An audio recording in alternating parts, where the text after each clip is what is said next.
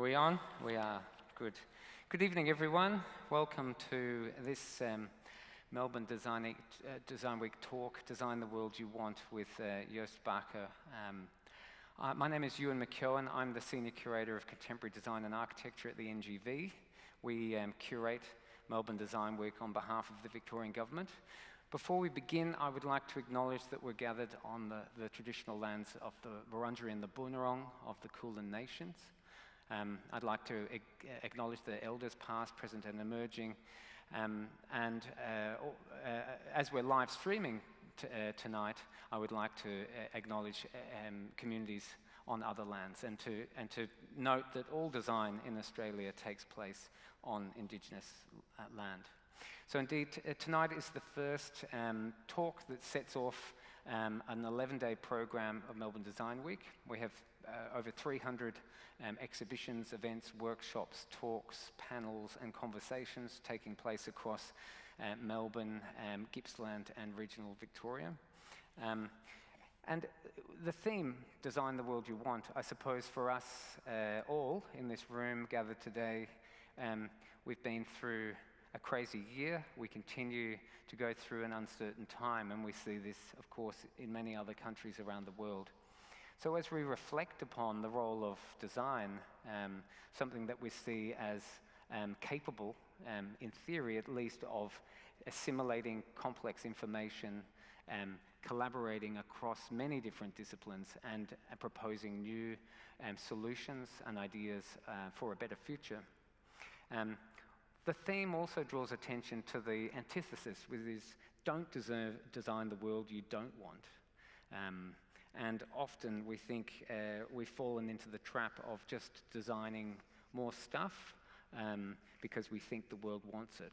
But the advent of 2021, as we sit here today, we feel like we're at this sort of intersection within our community and within communities globally as we look at our relationship to the natural world, as we look at our relationships to each other, as we look at our relationship to our shared histories and what the challenging stories that they bring forward, but also the opportunities to learn from one another.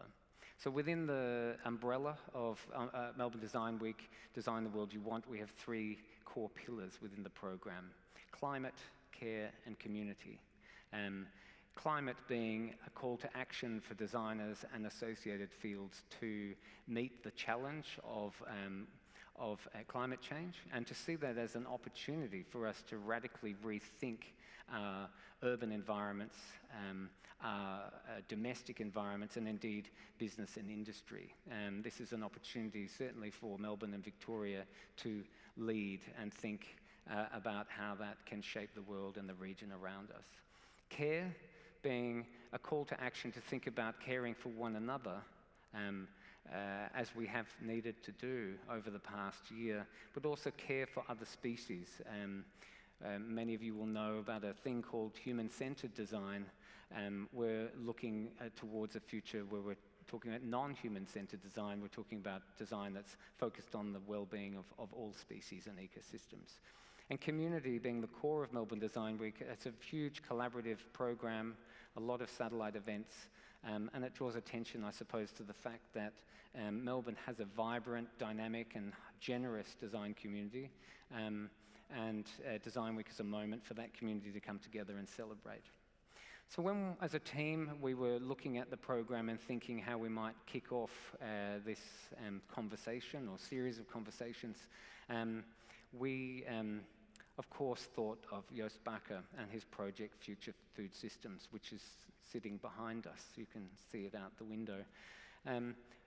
Joost is someone who very much embodies that kind of call to action, someone who is designing the world he wants. He's a disruptive thinker, an innovator, he's impatient, but he also cares about other people and other species. So using his amazing thought process, energy, and entrepreneurial spirit, he has developed Futurefoodsystem as a demonstration project, which really calls attention to the food system, the bits of the food system that are broken, and and how we might be able to totally and radically rethink that. And I've got a little quote which is from his manifesto. The way we grow, harvest, transport, sell and eat our food is the most destructive human activity on the planet. And indeed the scale of the systems that wrap around our urban environments, that wrap around our consumer lifestyles, our diets, whether this is global fisheries, whether this is vast monocultures, whether this is altered landscapes and supply chains, we have built over several hundreds of years effectively a monoculture of humanity across the planet. We have terraformed the planet to our needs. And we are rapidly coming to understand the consequences of this, not only on other species, but indeed upon ourselves. So I'm going to introduce Joost. He's going to present future food systems, and then we're going to have a conversation together and answer some of your questions. So I'd ask you to welcome Joost Bakker to the stage.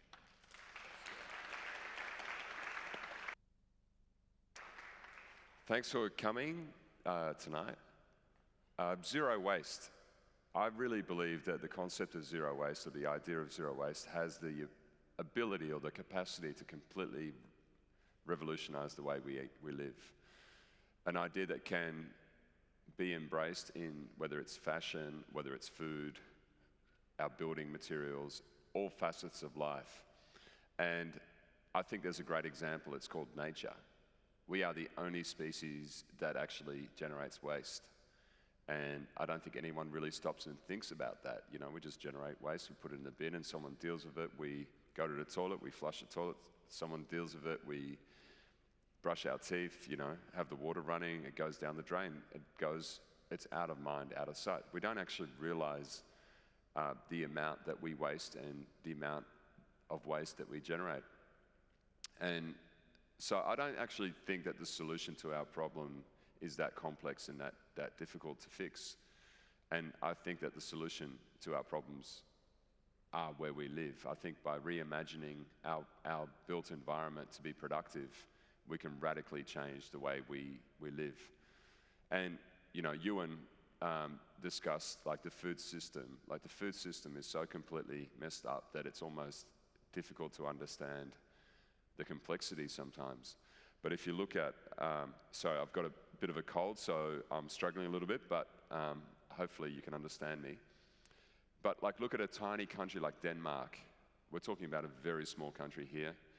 They imported in 2019 17 million tons of soybeans just to feed to their dairy cows. And it's not until you see a ton of soybeans and then you're trying to imagine that 17 million times over that you actually realize how crazy that idea is. And then when you realize that they're feeding these soybeans to cows that prefer to eat grass. I've got a friend that was a dairy farmer in Denmark. He went broke, but when he purchased the farm had 60 cows, and by the time he went broke, it had 600 cows. And the bank manager was telling him, do not let the cows walk around and eat grass because they lose 1.5 liters of milk when they walk around. They spend too much energy eating grass. Just leave them in the feedlot and feed them, and go and cut the grass with a mechanical mower or a tractor and bring the grass to them and feed them soybeans. Now, first of all, we haven't thought about what, you know, is happening to the animal. Secondly, this is the most crazy idea I've ever heard of. And thirdly, it's actually subsidized by European taxpayers. And then the cheap milk that is the result, which then gets turned into milk powder, ends up in places like Africa, where it totally distorts existing systems where, you know, a family's been able to rely on one cow producing enough milk to basically feed a family. You know, the resulting yogurt and butter that gets made has allowed a family to be able to send kids to school and buy books, and suddenly this cheap milk powder arrives and that whole system gets destroyed. So we're not even talking about like what it does, There's just so many layers of insanity going on here that it's hard to comprehend. And then you've got the deforestation and the monoculture cropping that's going on in places like Brazil and South America. And you just look at this, and no matter where you look and where you dig, and it just doesn't make sense to me. And last year we used 5% of the world's gas to make 500 million tons of fertilizer. And I want to kind of take the idea there back to 1918, because the world's population was 1.8 billion, and the concern in Europe was, this is a real concern, the concern was that there wouldn't be enough food to feed 2 billion people. And Europe's population had grown dramatically. America's population grew because they were able to take wilderness and wild prairie land and cultivate more land. But Europe, for over a couple of thousand years, was stuck with the same volume of land. But for over 100 years, they were able to increase their yields massively because they were able to extract bird droppings from places like Nauru and Peru. So Europe's productivity went through the roof. Suddenly, these naturally occurring bird droppings, thousands of years of bird droppings in places like Peru, had run out. And Europe was like, how do we feed? We can't go back to the way we were farming in the late 1700s because we will never be able to feed the population that we've got. What do we do? And then a guy called Fritz Haber comes along and he invents synthetic fertilizer. And he wins a Nobel Prize and shares the Nobel Prize with Bosch. Bosch works out how to make shitloads of it. So Fritz Haber works out how to do it, and Bosch works out how to make it huge volumes of it. That's what you would today call a game changer, because suddenly we had a fertilizer that had 3 elements, the 3 most important elements that plants need to grow and grow really quickly. Nitrogen was the main one. And so it started the Green Revolution, and suddenly crop yields went through the roof. And for the first time, we had an oversupply of grain. We suddenly had enough grain to not only feed people, but to, what do we do with all this grain? Let's just start feeding animals. So feedlots became a new idea. And we were suddenly growing enough food. The world's population doubled and then doubled again. And by the 1960s, we were still experiencing record yields, and we still experience record yields today because of that one invention. So that one person enabled the world's population to go from 2 billion to 8 billion. But it's come at a cost. The cost is that a plant only takes up between 10 and 20% of that nitrogen, so the rest ends up in the atmosphere or in waterways. But also, it only provides plants with 3 elements. We need 100 elements to live healthy lives and to be properly nourished. Those 3 elements aren't zinc, manganese, iron, zinc, all these little trace elements that we currently get told by our doctors are, you need to take more calcium, you need to take more iron, you're short of this. All these elements are crucial to us being healthy. All these elements are crucial to us living healthy lives, being mentally stable, developing properly, being able to be fertile to have the next generation. And what we're now finding ourselves in, I mean, even fighting cancer, the great Charlotte Gerson, whose father cured people of cancer, said cancer is only because of 2 things. And don't confuse this, just 2 things only, toxicity and malnourishment. If you are properly nourished, you can fight, she believed you can actually fight toxicity, but if you are malnourished and you suffer toxicity, the body won't be able to fight that. And so we're now in a situation where we have more than enough food by volume, but we don't have the food that's nourishing us. So Dan Barber famously said, a slice of bread had the nutrient density 100 years ago of a whole loaf of bread today. Because what we've done is we've mined all of the world's soils of all these nutrients, whether it's copper and all these trace elements, but we're still getting record yields. And that's what this house is about. Because to me, our waste has the solution, because our waste carries the 100 plus nutrients. So we currently, every single one of us generates enough waste to bring fertility to soil to supply us the food that we need and to be well nourished. And that I find a really exciting concept because there's nothing revolutionary about it. It's nothing, we're all generating it, we're all creating it. And I think that there's a massive upside to that because you've got an opportunity to create biodiversity, you've got an opportunity to grow food where you live, to harness nutrients. And there's also a huge, what we're doing here is another element which hasn't really been considered, is that our organic waste also carries an incredible amount of energy that can be harvested. Every single person in the world, on average, generates a kilo of organic waste. Each kilo can transform within a week using fermentation, the same fermentation that goes on in a cow's stomach, using a biodigester, methane. That methane is already getting generated when we put our waste into our waste stream when it breaks down. What we're doing is we're capturing it and harvesting it and turning that into gas for cooking, hot water. So we're currently wasting between 7 and 8 billion hours of potential energy every single day.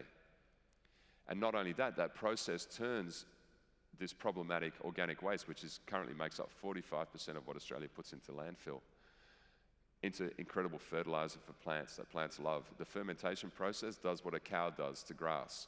It breaks it down and makes it available for plants.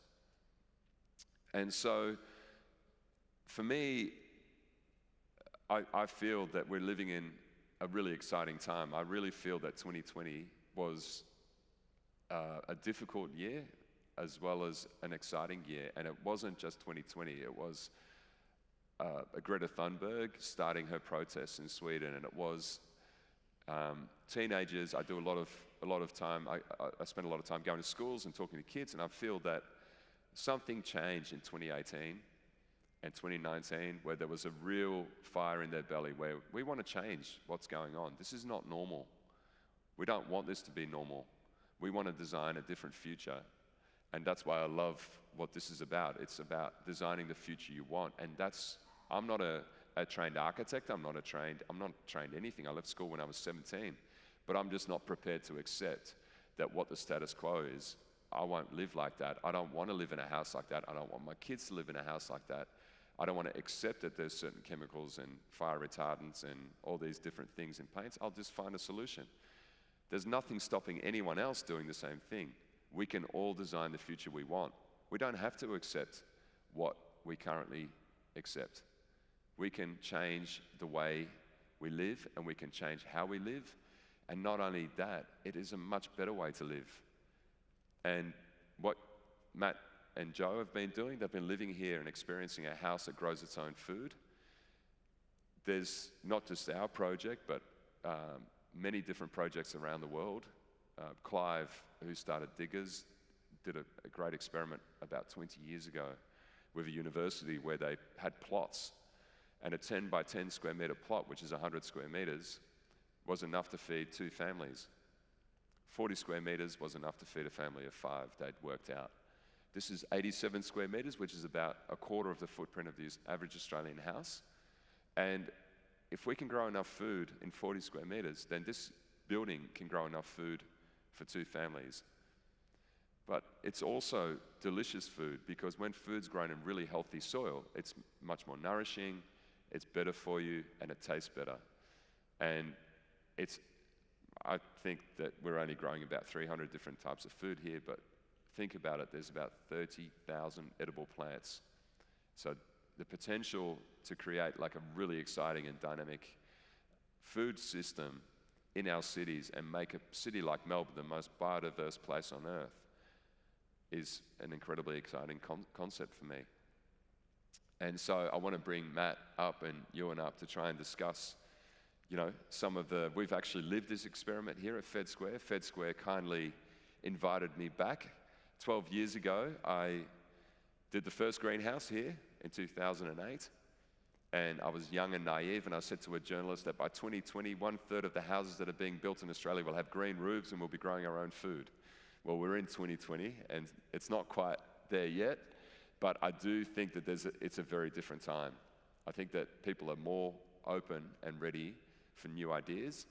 And I know that diggers sold 5 years worth of seed that they would normally sell in 5 years in 8 months. The same has happened in the US, the same has happened in Europe. There's an appetite for growing your own food, and there's an appetite for taking control of your own destiny.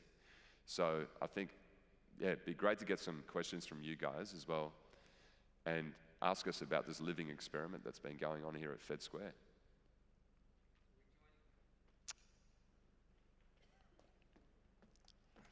I'm going to sit down. Okay, we'll all sit down. We should say that Jo Barrett couldn't make it tonight, so Matt has accepted her honoured position on the stage. Sorry we didn't invite you in the first place, Matt. She's on top of Cradle Mountain with her mum at the moment. On her way up. On her way up. Yeah. There you go. Can I start by asking, because you talk about this as a sort of meta level, but can you just talk through for people like the house? So what are the key elements within this house? Like, obviously you're talking about the closed loop system.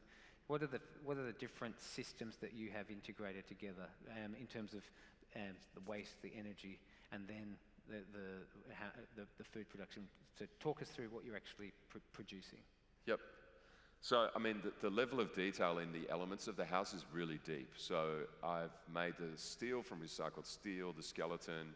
I'm really obsessed with the idea of organic building systems. I love the idea that in the not too distant future, you'll be able to go to a Bunnings store and say, I want organically certified paint. I want organically certified carpets. I want organically certified wall paneling or timber. And so we've only used materials that have made, like even the straw panels that we've used, made with organic straw. I even know the farmer that actually grew the straw, Frank Harney. So the materials that have gone into the house are natural, non-toxic, or can be recycled. So they're either biodegradable or can be recycled. And then that is really important because we now know that the air that we breathe has a dramatic effect on our well-being, almost as quickly as eating food. So we're obsessed with eating organic food, but we're not really obsessed about the materials that we use, and I think we should be obsessed about both. And so designing toxic materials out of our lives should be a priority. And then we've made soil. Soil is an obsession of mine, as Ewan knows. We've used waste to make soil in a very slow process. It's taken us 2.5 years to turn organic waste into really dense compost. And then we've added things like stone, like rock dust and mycelium and worms and all these different elements, carbon, biochar, to create this healthy soil which mimics what goes on in a natural forest. So we've got this incredible ecosystem that then grows food. And that soil biology actually gets airborne, so the leaves and everything that you pull and harvest from those beds are coated in the same microflora, which means that we get that microflora when we ingest it. So it changes who we are. And then that waste is not waste. It's actually one of the most valuable things you can imagine, because that waste needs to go back in to create the nutrients for the next cycle. And just like nature, so everything is circular. System. And Matt, you've lived with Jo. You guys have actually from earlier this year. What prompted you to actually volunteer to live in public at Federation Square? And people can sort of see you walking around the house. I ride past in the morning. I can see you guys getting up and having your breakfast. It's very public. What was the call to action for you? What's the outcome for you that you want to achieve? Well, it's a project that we've sort of been talking about for about 5 years, and it's had many different destinations it was meant to go, and it was meant to be out in the country and then some other sites around the city, and we ended up landing here in Fed Square. And I think if we did the project 5 years ago, we wouldn't have had the knowledge, particularly with the food and managing all of the systems that we have now. So I think the time was definitely right, and something like this is so special. To put it into a public space, to share it with people is really important, because if we just did it out in the countryside for ourselves, I don't think it would have the effect that it's having now. Like, it's having a huge effect on, everyone around Melbourne, particularly in the culinary industry. So, I mean, you're renowned as zero waste chefs, the both of you. So you're hosting people in the house. So it's actually it's a work of design that is really there to help tell a story and to communicate a possible future. Absolutely, and I think it actually makes our job easier in a way. Like when you pick and eat something, it never tastes better. It's not been refrigerated, it's not been trucked around, it's not been void of nutrients. It actually, for me, from the culinary side of things, my job is to make delicious food. And my whole journey with Joost and kind of getting to this point was, I discovered early on the most delicious food is the most ethically produced and grown food. And it's a really simple thing. When you pick a leaf and eat it, and it's like in nature, like animals aren't eating the dead stuff on the floor, they're eating the live plants, and it's the most delicious. So I kind of look at it from a different angle to Joosty, like I believe in everything that we're doing 100%, but my role in this whole project is to make delicious food.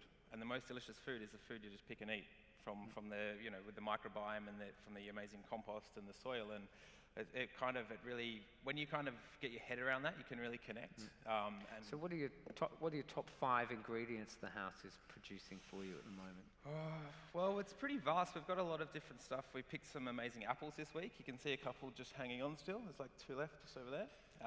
The mushroom wall is phenomenal. Mycelium just blows my mind, and thinking about how fast it grows, but also the challenges we've had with finding the balance of keeping it the right humidity, the right airflow, so everything produces. It's really mind-boggling to watch that. We're growing barramundi, which is pretty cool. We've got yabbies and trout. I think for me, like picking a green salad is just the best thing ever. Like when you pick a green salad, a nice dressing, and serve it straight away, it's the simplest thing, but it can be the most delicious thing. And how much, obviously people think then, so I could live in this house, we think, okay, I'm going to decide to change my life. How viable is this as something that is, you're deep in the tech, deep in the, the doing of this. How does it translate then into something that the average person could dwell in? This is a really interesting, I was just having this discussion with a journalist in Seattle about a couple of hours ago. She was saying you couldn't have timed this project better, because suddenly people that were spending 20 hours a week traveling to work and back are not spending 20 hours a week traveling to work and back, because they're now home, because they can work from home. So suddenly there's this 20 hours free. So she was saying, would 20 hours be enough? And I said, no, 20 hours is more than enough. We're using that 20 hours to try and figure out how to connect on Zoom, I think. That's right. Most of us are doing. Hey, we do have 2 microphones in the room, I think, and it would be nice to have questions from the audience. So we are sanitizing the microphones as we move them around. There's a couple of questions in the center here, so please. Hi. I would like you to elaborate a little bit more on that last question that was just asked. I love this idea, and I think a lot of people do, but from a domestic perspective, it becomes very overwhelming, especially when you're looking at a diagram like that, and you're talking about farming barramundi, mushroom walls. It's all a little bit sort of complex on a domestic level. So how would this actually translate for people who have just a little house and perhaps can't go to the extreme levels that you have in this project? How can they actually implement some of these ideas from a very realistic perspective, without, changing your entire lawn? Well, the biggest mistake everyone makes, and that includes me, is to go too big. Small is everything small. Like, you only need to plant 1 tomato plant. You only need to plant 1 cucumber. 1 cucumber can yield 140 kilos of cucumbers. But what do? Like human beings? Let's plant 20 tomato plants because we want to make sure we've got lots of tomatoes so we can give our friends tomatoes. And suddenly it just becomes an overwhelming idea. What's so beautiful about this house is that the aquaponics system is actually, it's deliberately small. It only contains 20 mussels, and so even my mum is saying, I want everything. She's saying maybe the barramundi might be too much, but she's saying maybe I can change. But my mum is very practical. She's Dutch, and she's going, well, you have to heat the water for the barramundi, so why don't you just grow trout? Well, that's a very valid point, But underneath this, though, I think it's a really important question, because one of the, and we'll go to this in a second, one of the things that we've talked about before is this idea of scalability, not scale of the house, but multiple. So we're going to reimagine the city, then the systems, but you're effectively talking about systems that are reproducible in different environments. So that could be, we're talking about utilizing waste, capturing water, biogeneration of energy, and production of food, some amount of food. But fundamentally, I think the big gains are actually in what's not going out into the waste stream. Absolutely. That's it's probably more rethinking the home as a circular system rather than something that's plugged in. And I was lucky enough to see in Israel about 18 months ago a system that is designed to go into any apartment building in America, which has got a jacket on it which moderates the temperature. If you installed one of these systems in your house, you don't even know when you turn your gas on if you're using mains gas or your own gas. So these guys have designed a system that is so bulletproof, and so that means that your organic waste, which you push down the incinerator in the sink, is going and generating your gas, and you don't even know. But best of all, it means that your bin doesn't smell anymore, because all the stuff that makes your bin smell is the stuff that you're putting down the incinerator, because that's the one, as my dad used to say, the more it smells, the more it should be in your compost, because the more nutrients it contains. So there are hundreds, if not thousands, of companies working as we speak, startups, trying to solve these problems for us, to make it as easy as possible for us. And that's why it's such an exciting time. I think my question kind of leads on from that. I was wondering if you're getting interest from industry in backing some of your systems, in maybe reproducing them or scaling them up. So are you getting support or interest? Our first night we were open, we were being reviewed by The Age, which we didn't know, and we had a woman who we didn't know as a guest. She was the CEO of AGL, and we had no power.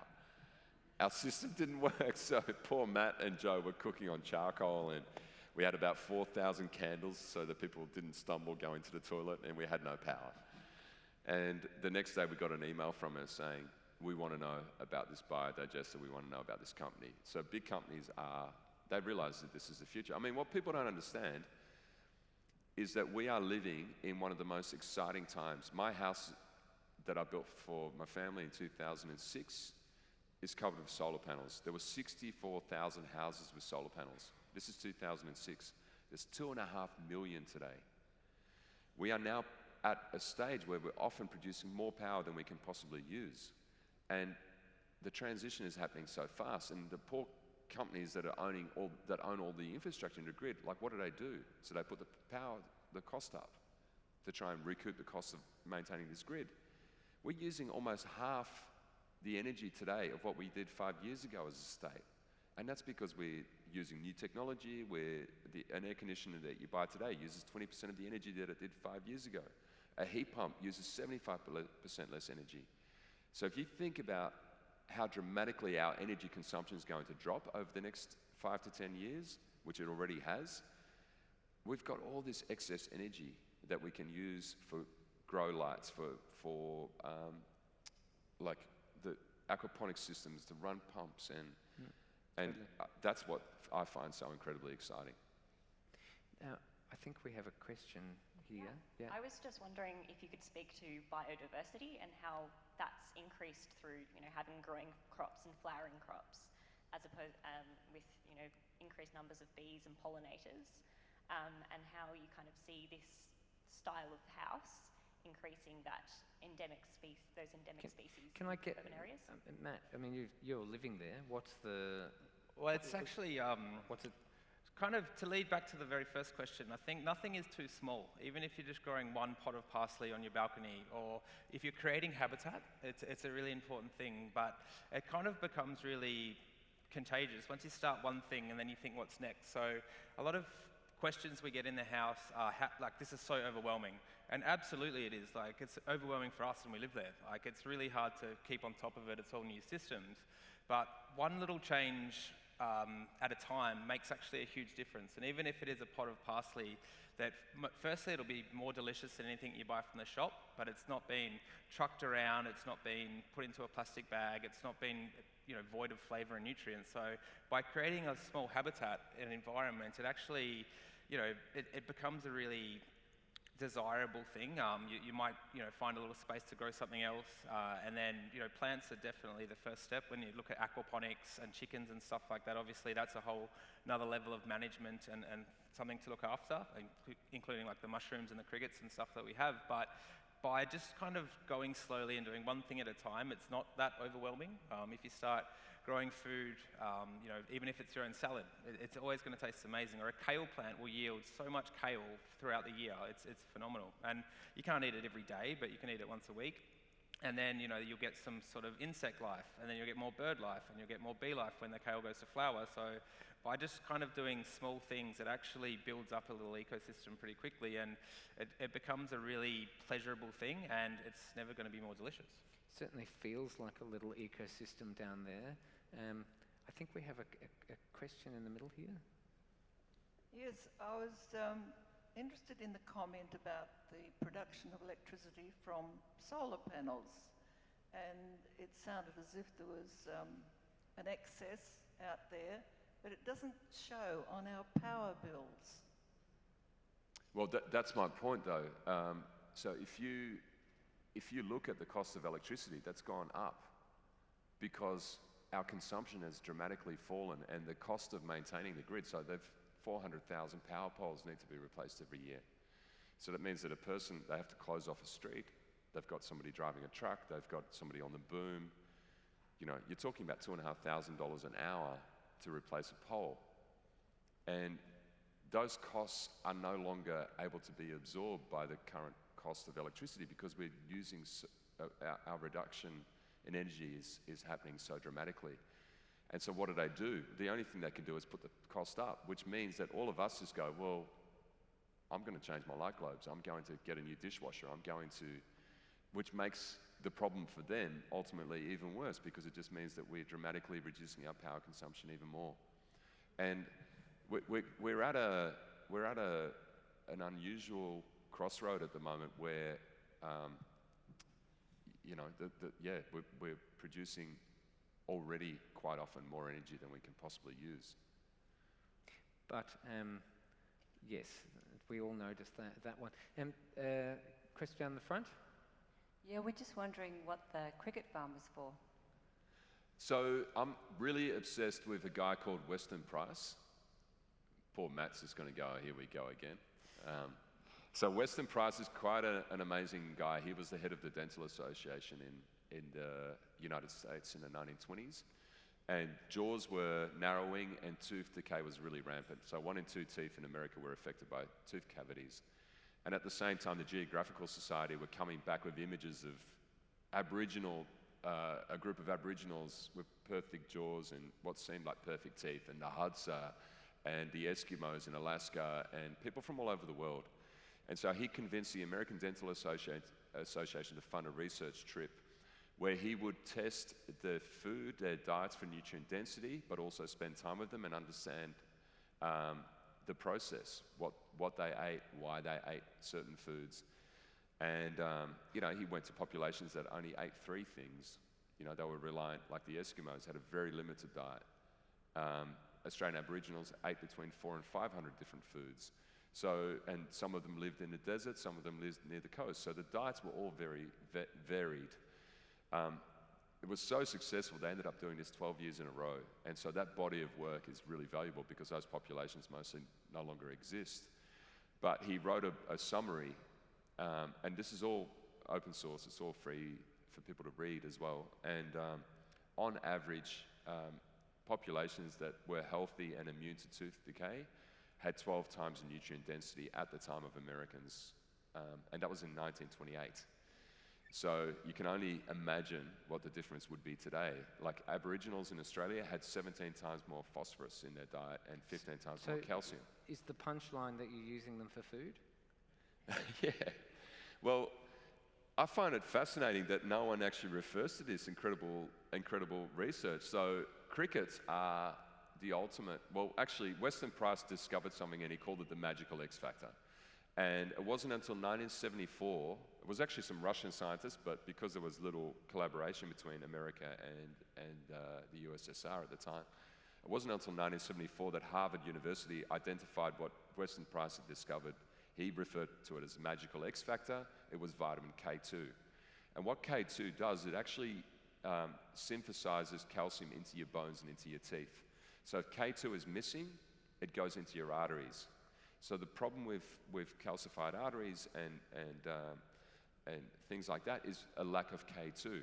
K2 is high when an animal has access to fast-growing greens. So a lot of vegans would say that gorillas are vegan. Well, actually, up to 12% of their nutrients comes from the insects that they eat. And the insects give them the vitamin K2 and the amino acids that they get in that way. So that's why crickets are so crucial, because what we're trying to do is mimic. I forgot to say that Australian Aboriginals were the only population in the world that he discovered that were totally immune to tooth decay. So Eskimos in Alaska had like 1 in 250 teeth affected. The Hadza had 1 in 200. There was a population that he discovered in Australia that had no tooth decay. And he said the Australian Aboriginals had basically the best diet on Earth. And huge respect for what they had achieved. But yeah, their diet was very high in K2, and they were able to access and eat certain foods at the right times. It wasn't just as simple as what I'm saying now. It was a very complex diet that they had spent 60,000 years developing. So Matt, are you cooking? We are. Cooking them? So what's the, I mean the reality is, of course, even just if we think simply as a source of protein, insects are actually incredibly easy to grow. Well, yeah, they fed off waste, essentially. They eat all of the trimmings from the garden. They're really fast growing, they're really fast to reproduce, and they're really high in nutrients. So we're making a cricket ball. It's our first little snack on the menu when you dine with us is a cricket ball.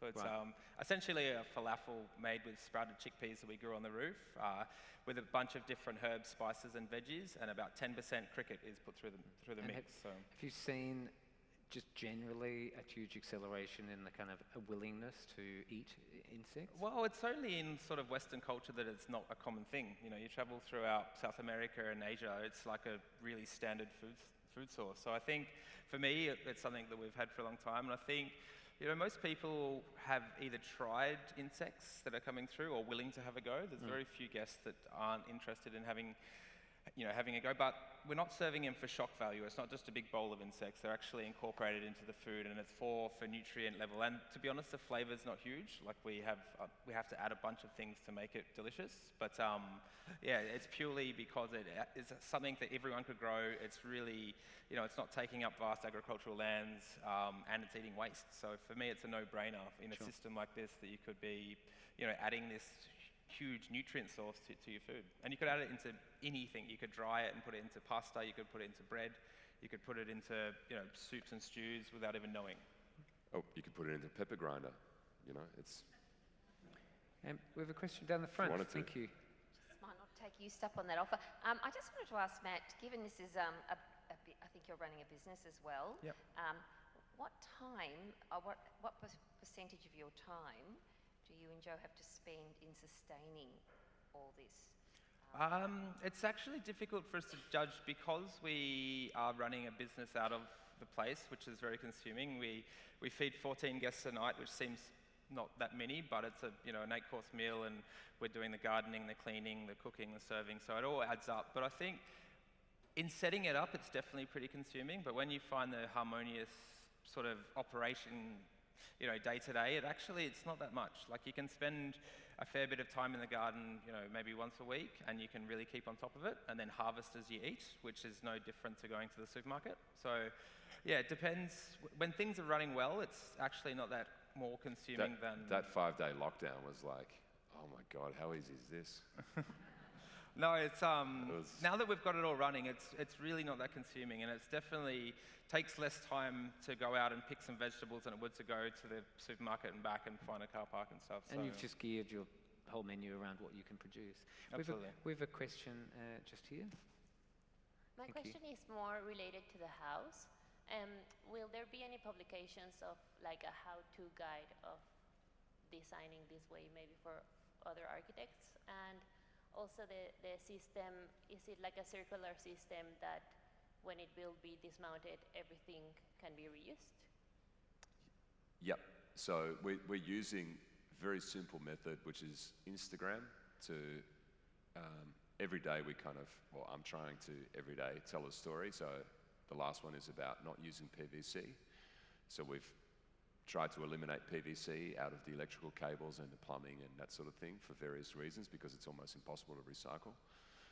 And then, there's a post about straw and how we've used that.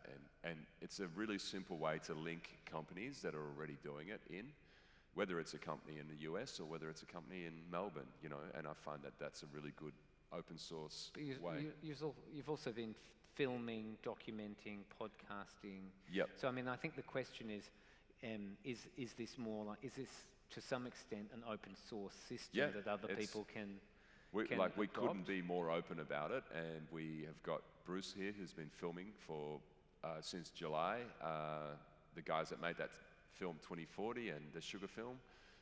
We've got Margaret Zhang, a good friend of mine that's is making a beautiful film as well, and we had Zac Efron with another great series that's called Down to Earth on Monday and Tuesday. So there's a lot of interest, and we're completely open. Like, there's no secrets. So, including the stuff ups, like we've really, when we lose a barramundi, you're the first to know about it. So through social media, we're trying to show that we're just having a crack, really, and Indeed. Yeah. It's a test. This is a prototype, a Yeah. test project. It's R&D the whole way through. In terms of the question about the reuse of the house, my understanding is the whole thing is taken to pieces and is reused. That's the intention. Well, it's actually my mum's house. So. I didn't want to say that, but... So, to be honest, the only reason why this is happening is because my mum sold her farm, and she said, why don't you design me a house? And at the same time, Federation Square said, we'd love you to come back and do a project. And I said, Mum, how do you feel about putting your house in Fed Square for a year before we build it? And so she was here yesterday and said, I don't know if this wardrobe's big enough for me. Maybe we need to move this wall. Yeah. Well, just sort of push some mycelium aside and you'll have plenty of room. Look, I know that these guys have actually got a dinner on at 7 o'clock. I think it's 5 to. I think we can take one last question if it's quick, if that's all right. The person with the microphone, Yep. Sorry, thank you. Hi, just an extension of the same question, and given that you're very honest and with it, I love watching Grand Designs, and the squirmy last question is always about cost. How transferable and affordable is this?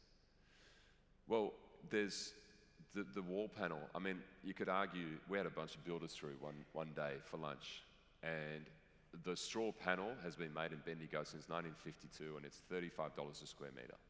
And the builder said, yeah, but I can buy plasterboard for $2.50 a square metre.